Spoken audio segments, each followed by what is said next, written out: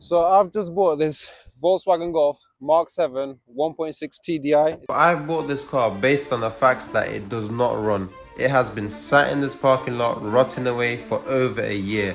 Mechanics, as you can see, have been inside the vehicle, completely ripped apart the interior. There's mold growing on the roof, the carpets, the seats, and even the seat belts. The interior isn't even my main concern. My main concern is getting this car started, because if it doesn't, then I might have just spent my money on a pile of scrap. But if it does, it will be a huge steal. So as you can already see, there's no battery in there because I've taken the battery out overnight and put it on charge.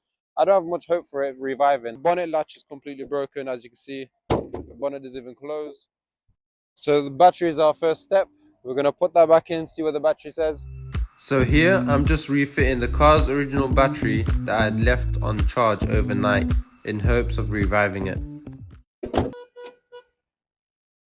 I'm actually surprised that that battery still has juice left inside it. Like I did say, I have been keeping it on charge all night, but I'm still very surprised. Okay, we've got ignition. Really surprised. Clutch down. No way! No way! Everyone's ripped this apart. I've been told this car does not start or run. Was it just the battery? Surely it can't have been. I have to make sure. No way.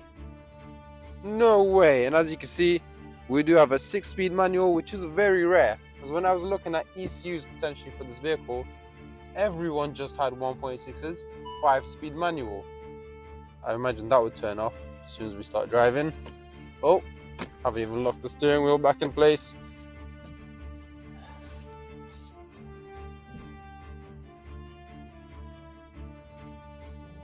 She sounds good as well. I thought it was going to be a long video of diagnosing and fixing, but I'm so glad we've skipped that part because diagnostics take so long. Now that we know the car starts, I had to make sure that it actually drives. And it does, but there's a slight knock on the driver's side when I'm turning the wheel full lock. I still cannot believe it. The car actually started and ran. Everyone's perfectly fine. Something's definitely rubbing on the tire though. Sounds like the driver's side, but we're gonna have to check that out. I guess put the battery back in. Seems safe to do so. Fix the bonnet latch first of all. And to do that, we first had to remove the grille, which was only held on with 2 screws, which is very easy. This is the new one of this. That opens up. The ball from the latch inside goes into here. And it pulls us back. It's on this spring that when I pull it, it pulls the latch open and it springs back into its place where the handle flicks back after you pulled it. And that one is broken. I'll show you when I've taken it off. And it was just a case of removing the air duct in order to get access to the cable behind it. So the cable runs along here. That's the cable. That's the sensor wire. That's the cable. We're going to feed it over here and just push it across and out. Feed it over and out. That's the wire. That's the cable. Cable over and out. There we are. And they both run behind here. And this is the latch. It comes and it hooks on the mouth of that. So we have one with the same hook. We're gonna unhook that and put it back on. This part was a bit tricky, so I found what was most helpful was unhook it from the latch first and then try to pull it out from that way rather than the ball housing. You see? That's where the ball goes and it's meant to hold it in its place, but it's actually been yanked off. Now all I had to do was put everything back in reverse order, which was pretty simple. It was just a bit tedious getting the wire over the hooks that I showed you earlier, and then I just spent some time with WD-40 trying to get the rust off the latch by manipulating it. So this latch comes up and that's when you pull the bonnet release and it comes underneath here. This latch, this one here, that is now locked. When I pull the lever over there, this little black one should fling back. Well, that's what's supposed to happen ideally, but mine was rusty, so I just spent some more time with WD-40 and manipulating the lock until I cleared some of that rust out. Now to fit everything back in reverse order.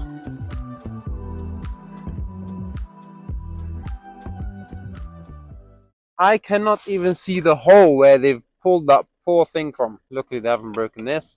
But where is the part to actually pull it open?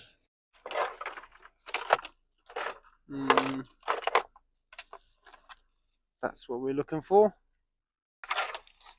This one? Yes. Okay, so we're gonna need this cable. Hopefully it's not damaged.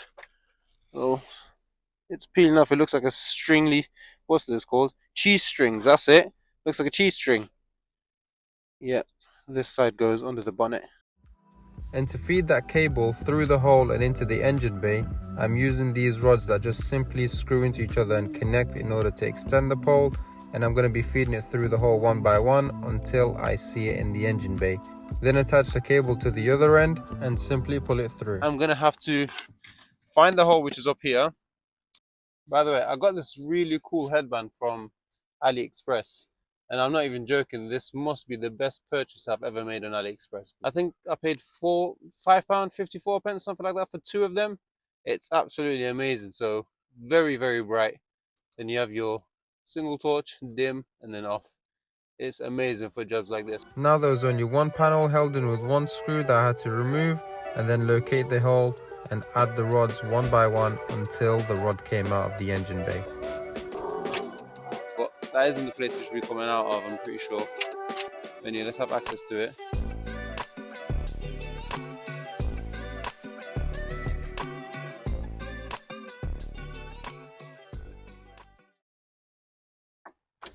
Oh yes! We're going to be inserting this ball into its slot there. We're going to pull this back and make sure the ball is in its place. Once the ball is in its place, you close it and then you fit this back through the slit and then just click it in its place. That way it stops the top part from coming off as well. And now all that's left to do is to fit the interior trim, and then our bonnet release handle fits nicely on top of that. Close the bonnet for the first time, and there we are. This bonnet's probably been closed for the first time in a year or two, and the alignment is definitely out because somebody's been yanking on it, or I've screwed it down way too far up. I think it's my fault. I'm not going to blame somebody else for yanking it. Fingers crossed. Would you look at that? It's open very smoothly, because still got a lot of work to do, that bonnet latch. After many opens and closes, hopefully you'll get rid of all the rust. And there we are. Let me just one more time glide it open for you guys. Oh wow. One more time. Alhamdulillah. So that's the bonnet sorted. And all I'm doing now is just loosening the bonnet latch, making sure I have a perfect alignment. I'm also messing around with some of the grommets on the bonnet, making sure I have a very good alignment, because it's the minor details that make the car. He's gone floppy. You're gonna have to figure out why. The ball's actually moving in the wire. We're actually lucky. It's come out. However, it's not broken anything. Why would it pop out? And how, when it's got this case on it? Put this back on, and shouldn't happen again, okay? Shouldn't happen again.